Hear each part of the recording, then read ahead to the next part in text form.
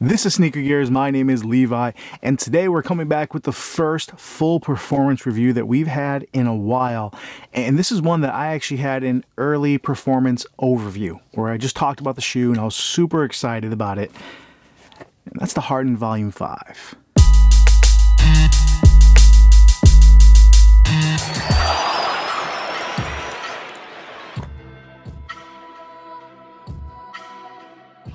Alright, if you're new to the channel, thank you for tuning in. Please consider subscribing if you like the video and it helps you out, and give it a thumbs up and comment below with any questions or comparisons you want to hear or see. Now obviously I'm going to cover quite a few comparisons today, so we'll have maybe some versus videos coming up. But the Harden Volume 5, I have not seen too many full reviews on, and I think that's because, let's just kind of be honest with you guys, the wear tester community, those guys are amazing. Chris Nightwing, guy is incredibly honorable, and if they and he does not like a shoe, generally they do not speak ill of it. So props to them. That's how they work. They are incredible guys. I have had communication with multiple ones in that group, and I cannot speak well enough. No, they do an amazing job. I, on the other hand, if a shoe is bad, performance, or I guess, spoiler alert, I want to let you guys know. This is a lot of money. This is a premier shoe. This is a shoe that I was hyped up on. And if you're a fan of Harden, which he's been killing it in Brooklyn, this is something you want to buy, right? I mean, this has all the top specs. This is their highest performance shoe. This should be great. I'm gonna break it down, guys. We're gonna break it down from top to bottom, fit to traction, and let you know who this is for, who this is not for. Let's jump right in. Starting with the upper, this is using what feels like some kind of recycled upper, where this is just a super hard plastic. I put this through about 8 hours of play. So not my typical. I try to do at least 15 hours. I also wore this for an entire day just so it can break in. Fit wise, just to give you guys an idea, this is a size 12. Now on pretty much all Adidas basketball shoes, I don't want to talk about the rest of the lineup because I don't want to confirm that, they are running a half size big.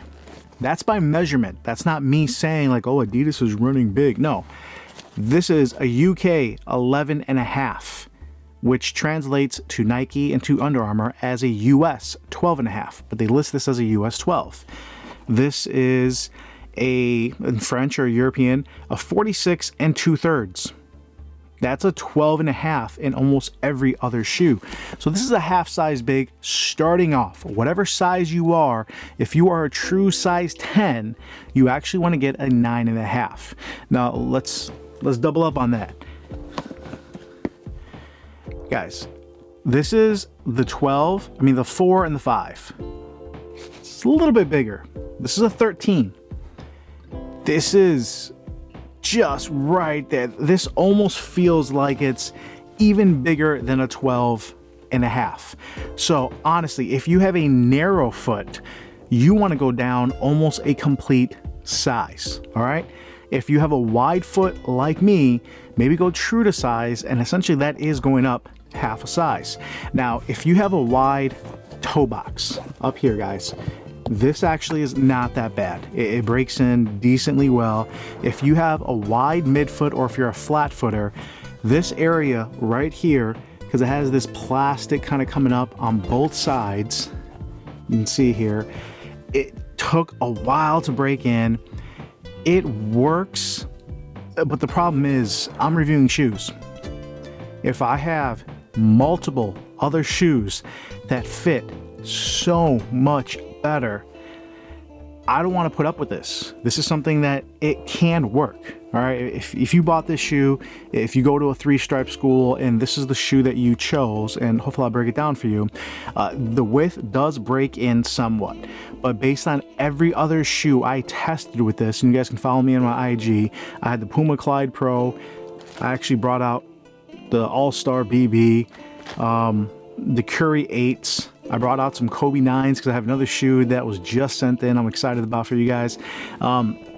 This is literally the worst fit out of every other shoe I tested. I don't know if you guys can see behind me here. I have the BYW X2. I have the Next Level 2020. The Supernatural just came out. I have the Pro Boost right here. This is the worst wide fitting option in the Adidas lineup. All right, just putting it out there.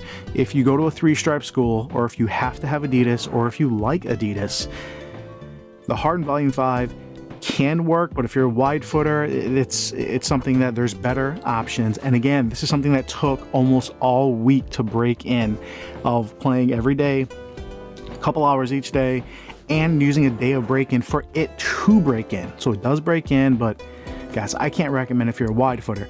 On top of that, and this flows right into the support, so we'll jump right in. It has these awesome little pillows back here. All right, it looks super cool. You feel really comfortable as soon as you kind of lock yourself in, but there's massive heel slippage.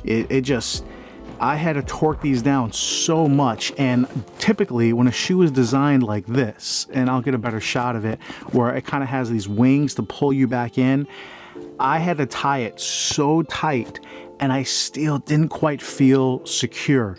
So if you have a narrow ankle in any way, this is something that is just not going to work for you guys. I have a medium ankle. If you have a bigger ankle or a bigger heel, this is something that may work just fine. But if you have a narrow ankle, this is something that you're just going to have an uncomfortable fit back here and not quite feel that complete lockdown. Now, we're talking about the heel, so let's jump into support. All right, so the first part of support is really just having a nice, flat, stable base. Check, we're good. The second part of support is actually having the lateral containment, where you have enough support in the materials, in the fit, that you feel like it's containing you, right? So this is twofold. You're not getting the containment in the heel that we just talked about, but on any kind of jab step, on any kind of step back, we're talking about Harden here, the shoe does fantastic. All these overlays are, I think, really just for show. Really, this is just a super, hopefully, let's see if we can focus in on plasticky and firm upper. So it does a great job of containment. But the last part of support is lockdown. And because you don't have that heel kind of completely secure, you just have a fit that is, even if you have a narrow foot and a thicker heel. So the foot shape that would fit this perfect, that would aid in containment, is going to be if you have a narrow foot with a thicker heel or ankle area. You're going to be able to have a nice locked in fit, feel secure, and you may enjoy this shoe. For the majority of hoopers out there that don't fit that exact criteria, this is something where, because that lockdown's a little iffy, because you don't have that heel containment, even though support does do a good job compared to something like the Harden Volume 4, compared to the 3, to pretty much all of his shoes throughout his range, this is probably one of the worst. All right, now down to the cushion. This is what I was most excited about. This is Adidas's first attempt in a basketball shoe. I think they've done this for their cleats, whether it's football or soccer in the past, where this is a drop-in midsole that is Boost. You guys can read that there. Supposedly in light strike, so it's a lightweight carrier. The problem with this is this thing is huge.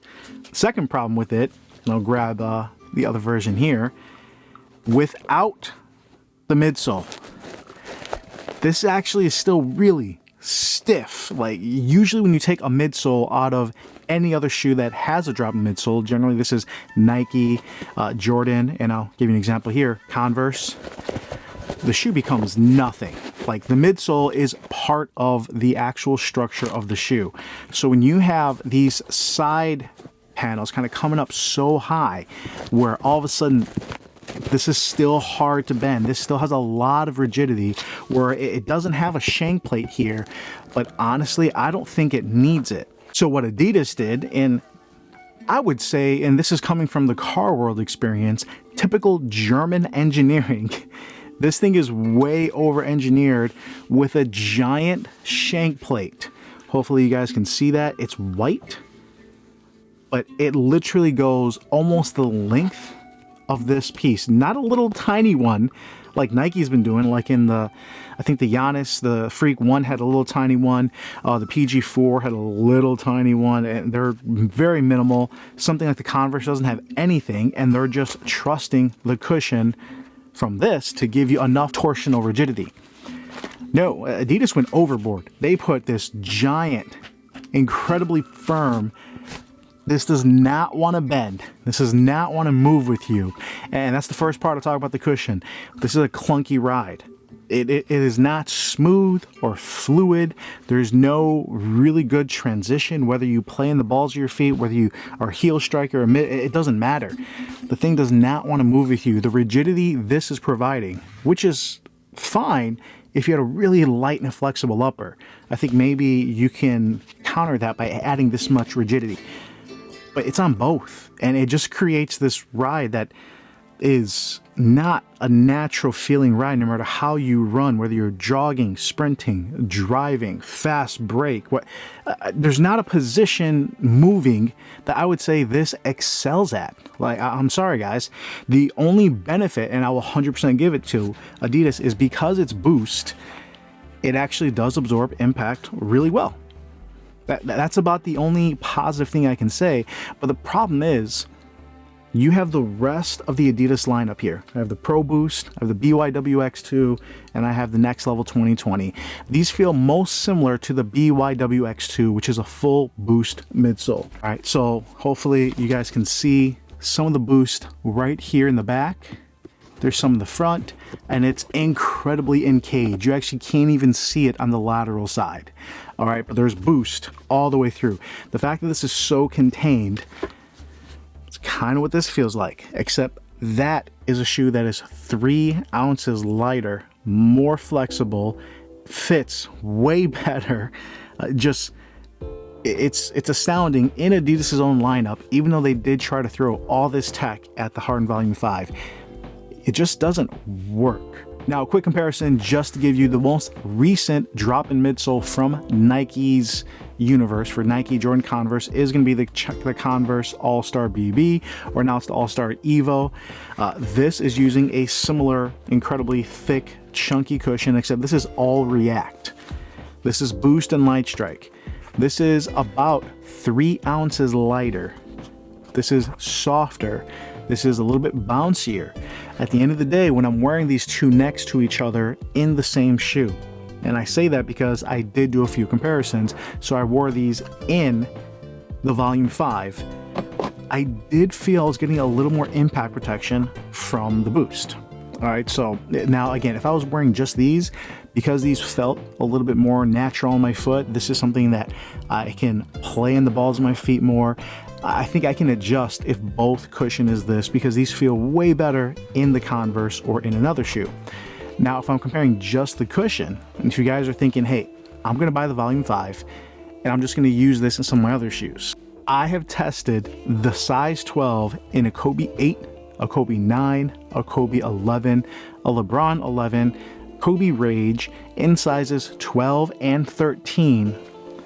One, you absolutely have to do a 13, and two, because there's so much rigidity and it's so clunky, the only shoe that this works decently well in is the LeBron 11. All right, you guys can hopefully see the cushion back there. The LeBron 11, with all of its foamposite, over-constructed, super thick shank plate, giant heel cup, like this is a beast of a shoe, weighs exactly the same as the Volume 5. These are 20-ounce shoes, just over. I think this was 20.3, this was 20.4. So this actually feels, and just to give you guys an idea, hopefully you can tell the Volume 5 looks bigger there, right? This is heel to heel. This is a 13. I'm telling you guys, this is a 12. That sucker runs big. Now, I actually did enjoy the cushion a little bit more in the LeBron, simply because I was able to get a better lockdown. I felt like I had a better fit. That cushion, because it's such a stiff shoe to begin with, I guess it moved with me a little bit better. At the end of the day, I honestly rather play in the LeBron 11 with almost any other midsole combination than these. It does work. The boost does provide impact protection, but honestly no better than if I was swap in the Kobe 360 midsole, or if I put the LeBron 11 midsole back in here, or Kobe 11 midsole, or Converse, and hopefully you're getting my point. But I did enjoy this better because I can also stop better. So let's get into the traction. All right, so the traction of the Harden Volume 5 is one that hasn't changed that much year over year from the Harden Volume 1, I think, to the 2. 3 was the only one that was herringbone, and I honestly still think that is the best Harden to date. If you can pick up a 3, get it. Harden Volume 4, you guys can see kind of that traction pattern there.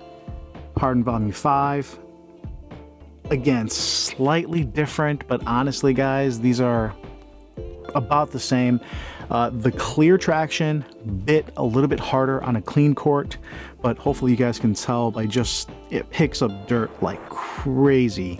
The solid traction, I think I was able to play longer just because it wasn't picking up dirt as much, or maybe it didn't have as much initial bite, but I was able to enjoy it longer without having just to continually wipe. About the same. And it's not bad traction. I don't want to say that. If you're on a clean court, and that goes for almost any basketball shoe in the market, so let's put that out of it. Who cares if it's on a clean court? You can literally wear almost any shoe on a clean court, and you're actually going to be pretty good. You can wear a pair of your Clarks, and it's going to be fine for traction. This, compared to every other shoe I brought with me, and again, this goes back to the fit, was the worst traction out there. And it wasn't bad. Also, just because, and I have a bunch of dust in here, not have being on courts for the last 4 months, and some of these courts have been closed down for the last year. A lot of these courts need to be re-waxed, resurfaced, and it's a bad situation. But I was able to play on 5 different courts. Only 2 had relatively good traction, and I had other shoes to back that up. And this was the worst culprit of all of them. Again, if you have a clean court, they're going to be fine. All right. If you're sponsored by a school and you're getting an Adidas shoe, this traction I don't think is going to be any worse on a clean court than the rest of the Adidas lineup. But honestly, if you start running into any kind of dust or sweat, it falls apart pretty quick. All right. So who's the Harden Volume 5 for? And honestly, this makes me think of a specific player. This is a super heavy shoe. And normally it doesn't even bother me because, again, you play in something like the LeBron and I don't really notice it. And the reason for that is the fit has to match up with that heavy weight. The cushion has to match up with that heavy weight. You have a heavy shoe that is kind of a firmer side cushion, that the fit is sloppy, where it doesn't move with you naturally, and all of a sudden that heavy shoe becomes more of a hindrance. The player that comes to mind that I remember him quoted saying he likes heavy shoes is Iman Shumpert. And again, this was many years ago. I think recently, in the last years when he is in the league, wasn't in the league, I can't even tell you right now. I think he was wearing like Kyrie's, which are a lot lighter by comparison. But he liked a heavier shoe. So if you like a heavier shoe, you have a narrow foot, you have a thicker heel, this is going to work better for you than a lot of players. And you only play on a clean court. So I'm really dwindling down trying to find who will enjoy this. And even then, even if you match all that criteria, I think the Adidas's Pro Boost is doing it better with a light strike and boost midsole. This thing is just executed so much better on every single level. I think the BYWX is a shoe that does it better. You're going to feel that similar cushion setup, but it's going to roll more naturally. It's going to have a lot better transition. It's a much lighter shoe. I think the fit overall is better. Now, I am going to do a breakdown between the Adidas Boost shoe options, and again, I think the Harden Volume 3 is the best Harden to date, and how the mighty have fallen. Harden Volume 3 was my top shoe, or A and B shoe, for that year when it came out. Harden Volume 4, have right here. This, it took me 3 different sizes, 4 different models because the materials vary so much. And let me know if you guys want to do a full review on this one to find one that worked that I actually do enjoy. But I wasn't going to do a review on this just because so many didn't fit. And to me, that's the first thing of a shoe. If it doesn't fit you, it doesn't matter. I think Nightwing always says, if the traction's bad, it doesn't matter. And honestly, it's a bit of both. If you can't have traction on a court, you can't even play. I guess the fit doesn't matter. But honestly, if your foot is hurting and you can't get a lockdown, you can't get a fit, you could play with the traction, but you're just going to be in pain. So both are super key elements.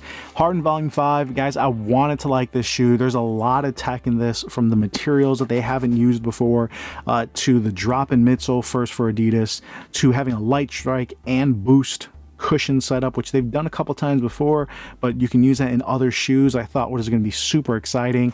But all in all, this is a shoe that Adidas can improve in almost every area for next year in the Harden Volume 6. I hope maybe they stay with the drop in midsole and they can improve upon that. Knowing Adidas, I feel like they're just going to completely flip the script and give us something entirely new for next year. And that's okay, because honestly, there's not a lot to salvage from this. Guys, if you liked that video, if you wanted to see any other comparisons, let me know. Drop a comment. Give the video a thumbs up if you enjoyed it. And consider subscribing if you do want more content on basketball shoes, on training shoes, and running shoes, which we'll have more of coming soon. Guys, I'm considering coming out with this swag, so the Sneaker Year shirt. If this is something you're interested in, let me know, and I can make these available coming up pretty soon. Really appreciate you guys. Thank you so much for sticking around this last year in the pandemic. It felt amazing to get back in the courts, and I'm gonna have a video on that coming up very shortly as well. As always, this is Levi Sneaker Years. I really appreciate you guys, and I will come at you later.